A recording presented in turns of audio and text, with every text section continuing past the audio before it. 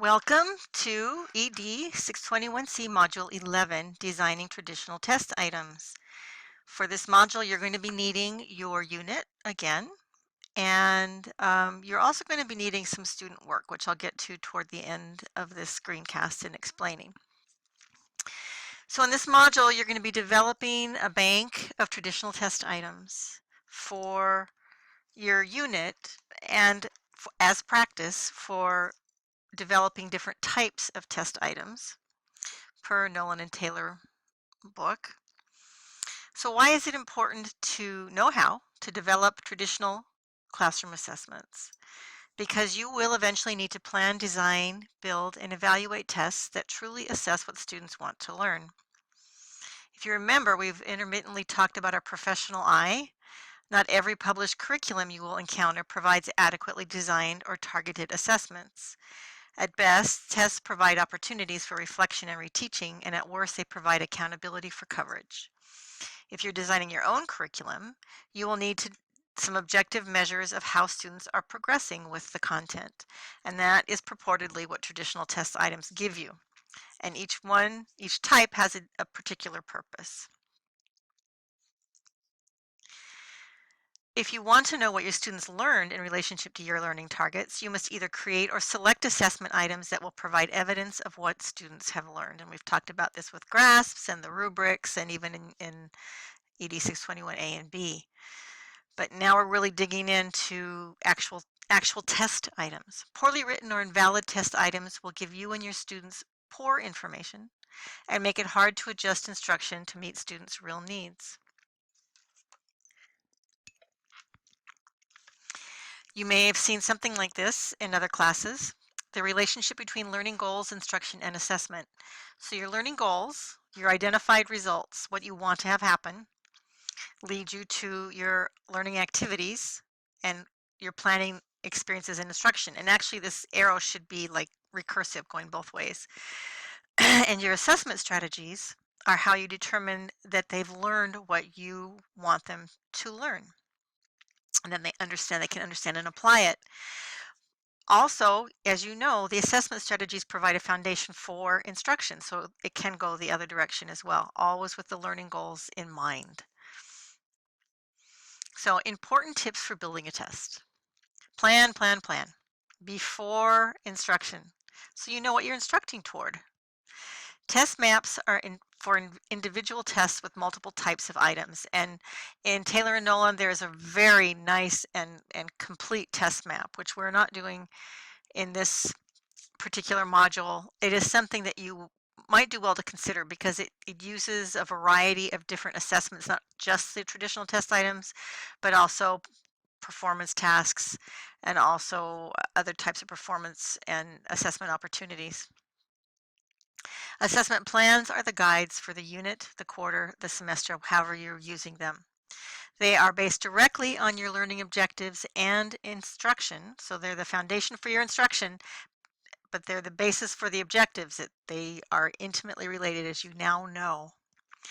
So you want to choose the best types of assessments to get at what the students know based on what you're trying to teach them. Presentation is everything. So these are just some technical tips. Space, organization, the level of language used, and even font size and style are important. And I will recommend that for all students up through grade 8, you use a size 14 font. For the little guys, you even use a bigger font because they're still getting that visual discrimination piece developmentally, and so they need a larger font when you use print text. But a size 14 font takes away some of the tension and difficulty students have to focus on text and keep the space simple and clear and not cluttered. As I said, 14 to 16 font is what you should use. Keep in mind the time needed to take the test, and sometimes you need to time yourself to take the test before you give it to the students so you have a good idea of what kind of pacing you need. And keep the format the same for similar test items so that if you're doing multiple choice, it always looks the same even if the content is different. If you're doing matching, it always looks the same even if the content is different, even if you switch out between using text and using pictures. You want the format the same. so the students don't have to guess. Types of test items to build. These are the kinds that you're going to be making for this class. When you create your test item bank, include at least 3 items per type for present and future use. Multiple choice items, short answer, matching test items, true false items, and completion items. You're making a test item bank, and so each level you're going to make the same type of test 3 times, but it's going to be the same content, the same intention, with different, same content area, not the same content. And it is for the purpose, when you have a test item bank, you can set up pre and post tests so that they measure more or less the same thing. You want that validity going, or reliability going, and validity. And at the same time, they don't have the same prompts, so students aren't getting used to answering the same question again and again, which then leads to test wiseness, and you don't want that to happen. You want to get authentic responses. Authentic input leads to authentic output. I'm not sure why there are multiple rocks. Maybe he's put rocks in his test machine. So of those type of tests, these are why you would use them. For learning objectives that can be appropriately assessed through test items, so understand that not all of them are, use this table to decide what types of items to create for each tested learning objective.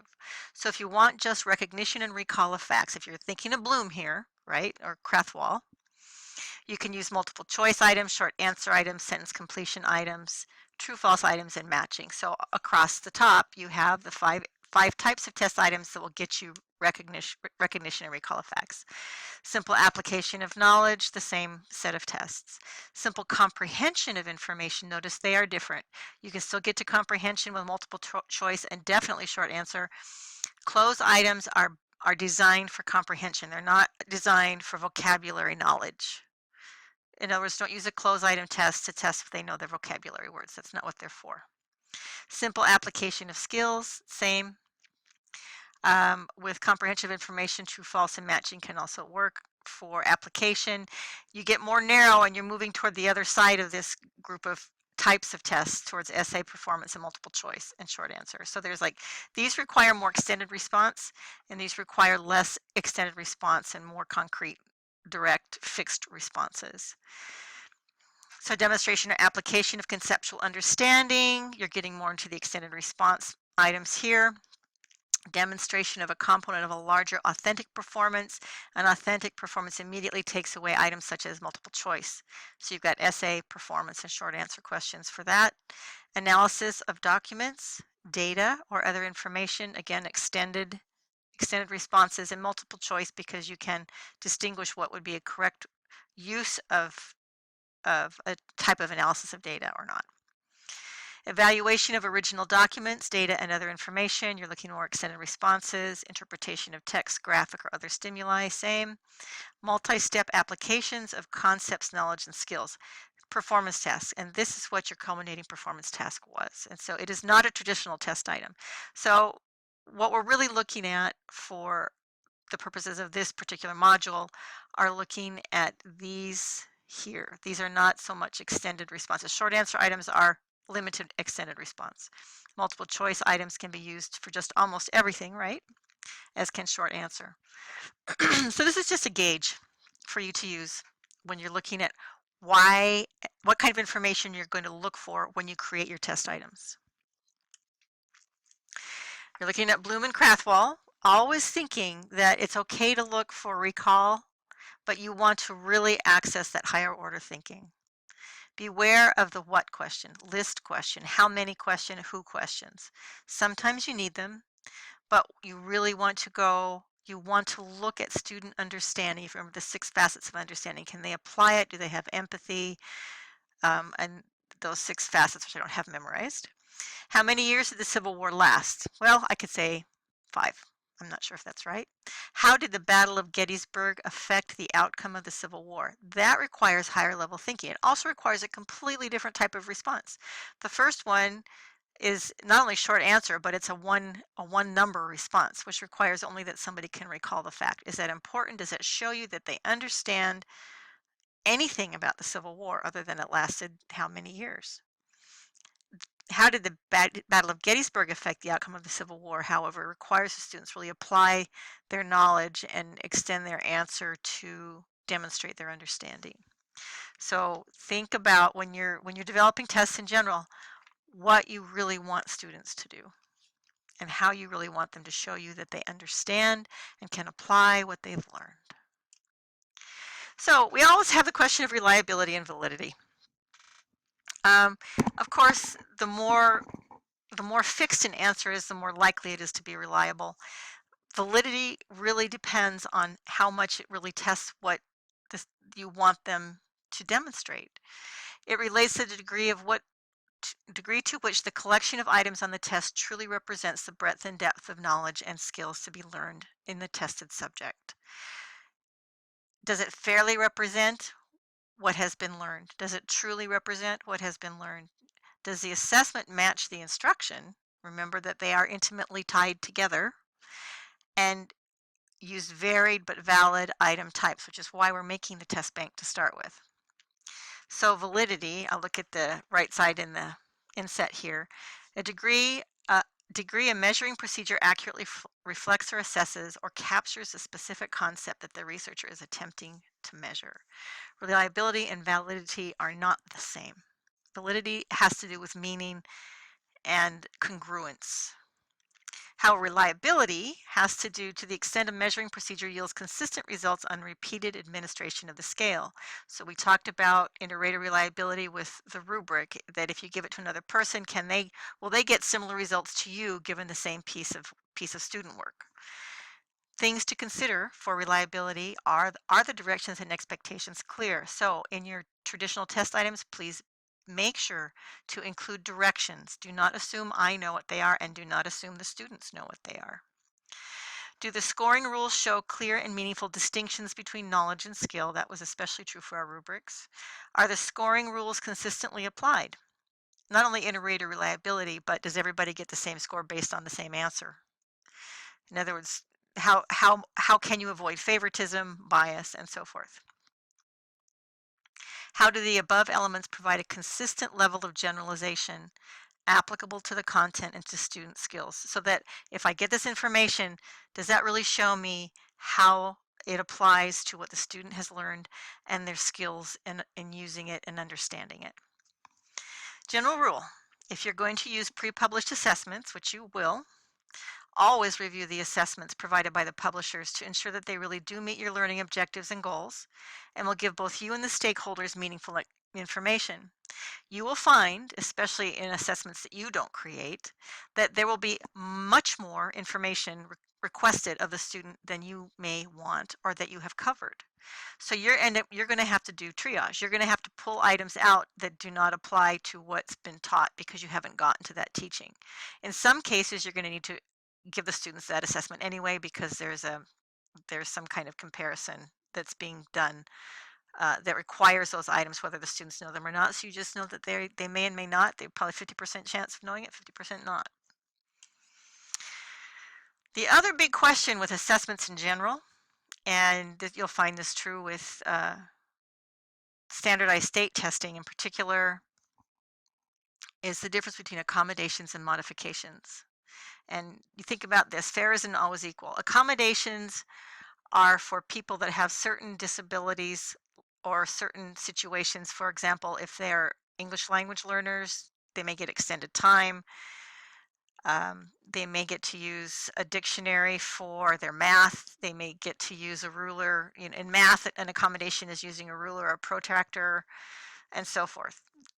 Things that are pretty obvious and relatively superficial, but that assist a person based on a particular category that they fit in. Modifications go deeper, and they're usually reserved for students that are receiving special education services. And modifications are different. So I'll read the slide. Accommodations provide different conditions for testing depending on student needs, assessment environment, directions, assistance, and other accommodations. Assistance might mean having somebody give them the word in a test in their native language. That's all they get to do, but that would be one way they can be assisted. Modification for students with IEPs, are for students that require modified learning objectives and who need to be assessed in a way that show whether they have learned those objectives. Those alternate assessments are very, very different from the regular standardized assessment, and in most testing situations you won't see that, although you may have students in your room that you need to make modifications for when you design your own tests. Accommodations do not generally affect the validity of the test scores. Again, you have to look at what is being taught and how it is being assessed. It's always that relationship. Feedback is always important. Students always want to know how they've done. So with any kind of content-based assessment, which you're going to be doing for math, reading, social studies, science, and so forth, the students and you as the teacher will use the feedback to improve skills, knowledge, and understanding of how the student did. You can help parents know how the students are doing relative to class goals and standards with the feedback on those assessments. They provide feedback with questions and information based on established criteria. So especially if there's a concern about a student, use the data. Use the data. People can argue it, but at least it's clear and you've got it. You've got it right there. And then have established criteria from which to provide feedback. Based on these criteria and the standards for this assessment, the student did this, he needs help or she needs help with this. So you find success, correct, reinforce, and remind them of their successes again. So I just like this cartoon, this poor dog. He goes, I'm going to need a little more specific feedback on my formative assessments. Bad dog does not give him any information, valid or reliable, about how he is as a dog. So we want to make sure that feedback is useful and valuable, value added. Sorry about that. So that's pretty much it for traditional test items. The Taylor and Nolan chapter will help you immensely, and the material in Module 11 will help you immensely in your reading. So please go over the Module 11 readings, materials, and visuals, videos, and so forth. So your task is to create 3 test items for each type of traditional test item based on the material from the module. Make sure they are directly aligned with your unit objectives. Have a peer or critical friend go over the test items with you to give you feedback. Please give the test to somebody, give the items to somebody, and let them say, I don't understand this. Let them say, what do you want here? Because that's how you're going to clarify your thinking as you're developing your tests. Complete the reflection on the traditional test items. I have this stated in the discussion forum, but I think that I have changed it to just be at the bottom of the traditional test item page instead of having to do another step. Just add your reflection to the bottom of that page. I'm not sure if I changed that or not. In preparation for your final UBD unit submission, highlight in red, please, and/or add the test items in red into the appropriate assessment and lesson sections. Submit your test item bank along with your test item and self-assessment checklist. There's a self-assessment checklist that you will check off to say you did. Each column refers to the same column on your template. Column 1, checklist for column 1 test items. Column 2, checklist for column 2 test items. Column 3, checklist for column 3 test items. And then submit your reflection on creating traditional test items to the discussion forum by the due date. I am going to put it in the discussion forum. So even if I didn't, I will. So it will be on the discussion forum. And many of you will say, oh, I need an example. And I will say, well, you've got one. I put an example, my partially done unit in as an example for you to look at. And I'm going to see if I can find another piece from another student's work that may also be of assistance to you. There is an example in the module for you to look at in terms of what number 4 expects. So then, now we're going to shift gears a little bit. This is a transitional piece between Module 11 and Module 12. You're going to be analyzing student work. And in order to do that, and I did remind you at the orientation that you will need to have a set of student work and or assessment data to use from a class, practicum class, a teacher you know, along with the student scores and the scoring criteria used for those scores. And then you're going to complete steps 1 through 4 on the ASW template, the Analysis of Student Work template. It is in Module 11, this template. Then you're going to prepare and post in the discussion forum, there's a place for it, 1, the student work or the test data, scores, and scoring criteria. You're just going to post it there. It's not going to be graded, other than it's, you get a point for having submitted it. And 2, your analysis of student work template with steps 1 through 4 completed. So you look at the template, you read it over, you fill in the steps 1 through 4, and you post those to discussion forum before our meeting with the critical friends. And I have the schedule on the next slide, or on the slide from now. So when we meet with our critical friends, you're going to share your data, you're going to talk about how you analyzed it, and you're going to then finish step 5 on the analysis of student work at that. So what does the schedule look like? The schedule for all of this work is as follows. You're going to complete your traditional test item and submit it into the Dropbox by Monday, April 24th. Included with that, you're going to submit your self-evaluation checklist in the same Dropbox.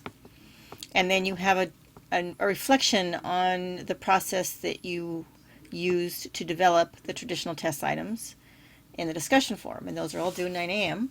as usual. You're analyzing student work steps 1 through 4, and along with the student data that you're going to be discussing on the discussion forum is due April 24th at midnight, because you're not going to have to use it until our meeting on Tuesday. And then we have the required online meeting on Tuesday for you to discuss and complete the ASW with your critical friends as I described. And then for Module 12 work, which will be in Module 12, you will finish your completed analysis of student work, steps 1 through 5. And there's a reflection that goes along with that, which is in the discussion forum. And you will also complete the reading and using standardized test data, which is really a non sequitur. This is just how you manage a lot of the data that you get and have to use in your classrooms that you don't have control over in terms of what you have, but you do have control over how it's interpreted.